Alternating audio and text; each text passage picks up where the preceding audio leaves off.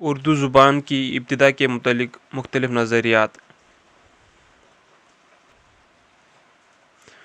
اردو ایک ہند آریائی زبان ہے جس کا آغاز بھی جدید ہند آریائی زبانوں کی طرح 1000 عیسوی کے بعد ہوتا ہے۔ اردو زبان کی ابتدا کے بارے میں مختلف شعراء، ادباء، ماہرین لسانیات اور محققین نے مختلف نظریات پیش کیے ہیں۔ ان تمام نظریات کا جائزہ لینا ممکن نہیں ہے، البتہ چند اہم نظریات کو یہاں اختصار کے ساتھ پیش کیا جاتا ہے۔ مختلف زبانوں کے میل جول کا نتیجہ۔ اردو کی ابتدا کے بارے میں اب تک جتنے بھی نظریات پیش کیے گئے ہیں، ان میں اکثریت ان شاعروں اور ادیبوں کی ہے جنہوں نے اردو کو مختلف زبانوں کے میل جول کا نتیجہ بتایا ہے۔ ان میں انشاء اللہ خان انشا، میر امن دہلوی، امام بخش صاحبائی، مولوی عبدالحق وغیرہ قابل ذکر ہیں۔ انشاء اللہ خان انشا نے اردو کو عربی، فارسی، ترکی اور برج بھاشا پر مشتمل قرار دیا ہے۔ میر امن کے مطابق اردو اکبر کے عہد میں پیدا ہوئی اور شاہ جہاں کے زمانے میں اس نے فروغ پایا۔ امام بخش صاحبائی نے رسالہ قواعد اردو میں لکھا ہے کہ شاہ جہاں آباد میں فارسی اور ہندی کے میل جول سے جو بولی مروج ہوئی، اس کا نام اردو ٹھہرا۔ مولوی عبدالحق کا بھی یہی کہنا ہے کہ اردو مختلف زبانوں کے میل جول سے بنی۔ اردو سندھ میں پیدا ہوئی۔ یہ نظریہ سید سلیمان ندوی نے اپنی تصنیف نقوش سلیمانی میں پیش کیا ہے۔ ان کا دعویٰ ہے کہ مسلمان سب سے پہلے سندھ میں پہنچتے ہیں، اس لیے کرنگ قیاس یہی ہے کہ جس کو ہم آج اردو کہتے ہیں، اس کا حولہ اسی وادی سندھ میں تیار ہوا ہوگا۔ سید سلیمان ندوی کے اس نظریے کی تردید محی الدین قادری زور اور مسعود حسین خان نے کی ہے۔ خود سید سلیمان ندوی نے اپنے اس نظریے کی نفی اپنے کئی مضامین میں کی ہے۔ اردو برج بھاشا سے نکلی۔ اردو برج بھاشا کی بیٹی ہے، یعنی اردو برج بھاشا سے نکلی ہے۔ یہ نظریہ محمد حسین آزاد نے اپنی تصنیف آب حیات میں پیش کیا ہے۔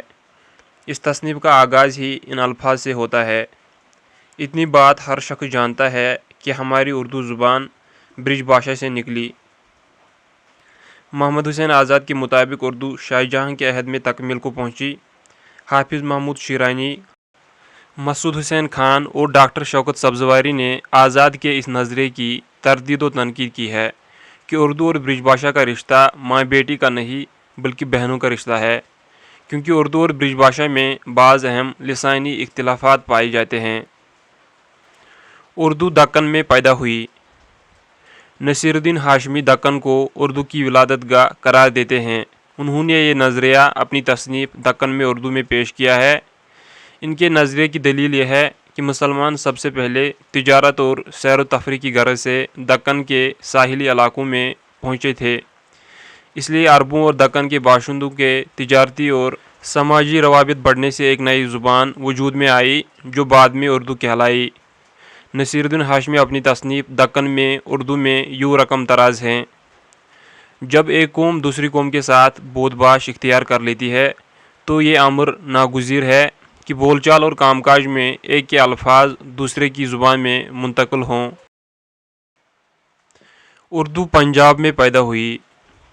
حافظ محمود شیرانی نے اپنی تصنیف پنجاب میں اردو 1928 عیسوی میں یہ نظریہ پیش کیا ہے کہ اردو کی داغ بیل پنجاب کے علاقے میں پڑی ہے۔ ان کے بقول اردو دہلی کی قدیم زبان نہیں ہے بلکہ وہ مسلمانوں کے ساتھ دہلی جاتی ہے، اور چونکہ مسلمان پنجاب سے ہجرت کر کے جاتے ہیں اس لیے ضروری ہے کہ وہ پنجاب سے کوئی زبان اپنے ساتھ لے کر گئے ہوں گے۔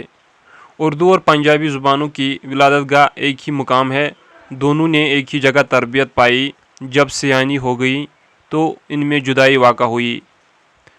شیر علی سرخوش، جارج گریرسن، ٹی گرام بالی نے بھی اردو کو سرزمین پنجاب سے منسوب کیا ہے۔ مسعود حسین خان اور مولوی عبدالحق نے اس نظریے سے اختلاف کیا ہے۔ اردو دہلی اور اس کے گرد و نواح میں پیدا ہوئی۔ مسعود حسین خان نے اپنی تصنیف مقدمہ تاریخ زبان اردو میں سرزمین دہلی اور اس کے گرد و نواح کو اردو کی جائے پیدائش قرار دیا ہے۔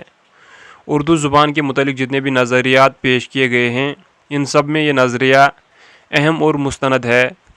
ان کا خیال ہے کہ دہلی کے ارد گرد 4 بولیاں بولی جاتی تھی۔ یہ بولیاں ہریانی، کھڑی بولی، برج اور میواتی ہیں۔ ہریانی اور کھڑی بولی الف کو ترجیح دینے والی بولیاں ہیں۔ برج اور میواتی واو کو ترجیح دینے والی بولیاں ہیں۔ قدیم اردو کی تشکیل براہ راست ہریانی کے زیر اثر ہوئی، جبکہ جدید اردو کی بنیاد کھڑی بولی پر ہے۔ مسعود حسین خان نے انہی بولیوں پر غور کر کے جو نتیجہ اخذ کیا ہے وہ یہ ہے کہ نوائی دہلی کی بولیاں اردو کا اصل منبع ہے اور حضرت دہلی اس کے حقیقی مولد و منشا۔